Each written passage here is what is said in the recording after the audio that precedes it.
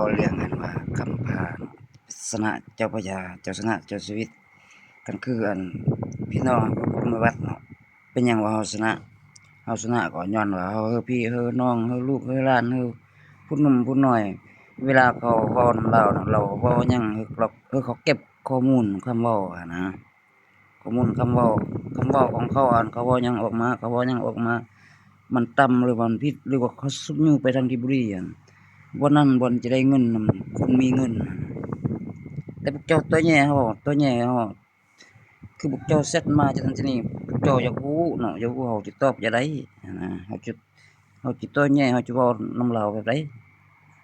ก็นั้นคือเจ้าชีวิตคือกันคันพวกบรรดานักการเมืองอยู่ไทเราเว้าหยังคันบ่อยู่ภายลาวเก็บเอาคำเว้ามาถ่ายบันทึกส่งหรือว่าประเทศนั้นประเทศนี้บ่อนก็วางแผนเรื่องนั้นเรื่องนี้เรื่องบ่ดีอะนะเจ้าได้ถ่ายบันทึกลักส่งข้อมูลเรื่องนั้นได้โฆษณาคันผู้ฉลาดนี่เป็นพี่เป็นน้องก็อยากขอโต้นหนี้ไปค้าขายบนอื่นก่อนสงบสุขเขาจึงมาอันนั้นแม่นพี่แม่นน้องก็อยากออกลูกเรียกลูกแก้งลูกค้าบ่ได้อะนะเอาต้องต้นหนี้ก่อนไปค้าขายบ่อนจะมีเงินด้วยแล้วเขาต้องรักมาอันโอ้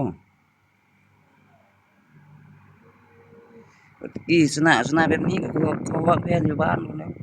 นำพระลุงมาวัดอะเราน่ะคันอ้อมไปอ้อมมาเราก็เหลือแต่นาพอเฮ็ดให้กับเถียงนาหั่นได้อยู่นาไปตามเสียงเพลง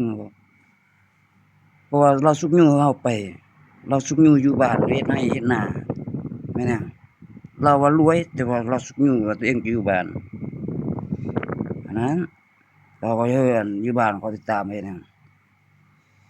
คำเว้าเราหั่นแต่ละว่าแต่ผู้ใดนะไปเฮือนใดน่ะคันเราเว้าหยังน่ะแต่ตอนเฮาอันบ่ทันมีเรื่องเราอาจจะหาเรื่องก่อนก็บันทึกไว้